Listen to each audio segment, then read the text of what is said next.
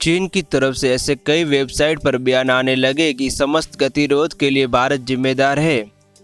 अक्सर ऐसी चालबाजियां और फरेब करता रहता है।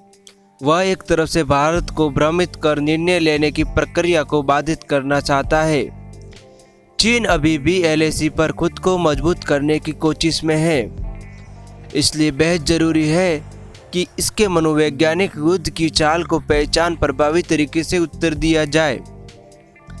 आपको बता दें कि चीन के लिए मनोवैज्ञानिक युद्ध नया नहीं है और न ही उसके करतूतों के बरक्स इसे समझना कठिन है। वह दुष्प्रचार के अलावा कई अन्य तरीके भी अपनाता है जिसे आम भारतीय नहीं समझ पाता। 1940 के दशक में अमेरिका की CIA ने मनोवैज्ञानिक युद्ध को सशस्त्र युद्ध से अलग माना था। उस समय हिटलर के सेनापति हेनरिक गेबल्स की कहावत बहुत मशहूर हुई थी कि अगर एक ही बात को 100 बार कहा जाए तो लोग उसे सच मान लेते हैं। बता दें कि 2010 तक ऐसा ही चलता रहा। बाद में जब सूचना युद्ध का प्रचार हुआ तो उसे अलग माना जाने लगा। यह एक तरह से रणनीतिक संचार को बढ़ाने वाला हो गया और युद्ध की निर्धारित हथियारों में शामिल हो गया। नतीजा ये हुआ कि कई बार बिना लड़े ही जंग जीत ली गई। वह अवधारणा सत्याच्युत करने में प्रमुख साबित होने लगी। कौटिल्य ने अर्थशास्त्र में पूरा एक पाठ लिखा है जिसमें बिना प्रवेश किए ही किला पर फतेह करने की बात है। मतलब मनोवैज्ञानिक युद्ध की परंपरा प्राचीन है। ये दुष्टाचार को लोगों की नज़र में सच बना देना है, जैसा कि आजकल फेसबुक और व्हाट्सएप जैसे अन्य सोशल प्लेटफॉर्म पर करने की कोशिश की जा सकती है।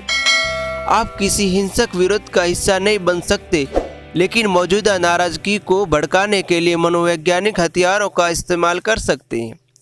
हाल ही में चीन ने हवाई जहाज और ट्रेन के जरिए सैनिकों को हुबई प्रांत से भारतीय सीमा में पहुंचाने की CCTV फुटेज और अन्य तस्वीरें दुनिया भर में प्रचारित की। चीन के रेल, विमान, सड़क नेटवर्क को देखते हुए इस दावे पर भरोसा नहीं करने का प्रश्न ही नहीं पैदा होता और दुनिया ने भरोसा कर लिया। जवाब में भारत ने उन स्थानों और अपने क्षेत्रों में टैंकों और विमानों को तैनात किया। किसी ने ये सोचने की कोशिश नहीं की कि चीनी सैनिक जहाँ थे वहाँ कोरोना वायरस का बहुत संक्रमण था और चीनी सैनिक भी नहीं बचे थे। ऐसे में ऊपर तक ले जाना काफी खतरनाक हो सकता है, लेकिन तब भी भारत ने उसका जवाब दिया। मनोवैज्ञानिक युद्ध के बाद दूसरे स्तर पर आता है पावर मैसेजिंग। ये मनोवैज्ञानिक युद्ध की शब्दावली में एक ऐसा शब्द है जो लोगों को भ्रमित करता रहता है। अभी जैसे प्रधानमंत्री नरेंद्र मोदी ने भारत के आकार को रणनीतिक हथियार के रूप में इस्तेमाल करना शुरू किया है। बता दें कि अब चीन दुविधा में है क्योंकि उसकी धमकियां और बातों पर भरोसा करने के विपरीत भारतीय भड़कता जा रहा है। जैसे LAC पर चीन के साथ झड़प का भारत ने पावर मैसेजिंग के रूप में उपयोग किया। भारत के संदेशों को पाकिस्तान ने दूसरी तरह से समझा और ये उनके लिए उल्लास का विषय हो गया, लेकिन वो भूल गया कि जैसे चीन इलाकों को धीरे धीरे दखल रहा है, अभी भी चीन पाकिस्तान आर्थिक गलियारे के साथ चीनियों की पाकिस्तान के इलाकों में कब्जा जमाने की कहानी जारी है। हालांकि चीन में भीतर और बाहर विरोध आरंभ हो गया है। भारत इस खतरे को पहचानता है और इसलिए प्रधानमंत्री मोदी ने चीन की विस्तारवादी नीति का दुनिया भर में प्रचार किया। चीन को जिस तरह से भारत ने रोका है वह सशक्त लोकतंत्र के लिए उदाहरण है, तथा भारत जिस तरह कदम उठा रहा है उससे स्पष्ट होता है कि चीन को बेसदा के लिए समाप्त हो जाएगा।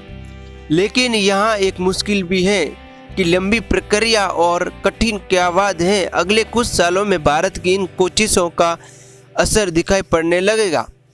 भारत सूचना युद्ध का न सांचा देता है और न उस पर भरोसा करता है। भारत सरकार द्वारा और प्रधानमंत्री पर भरोसा करने वाली मीडिया के माध्यम से जो पावर मैसेजिंग हो रही है वह दुनिया भर में विश्वसनीय मानी जा रही है।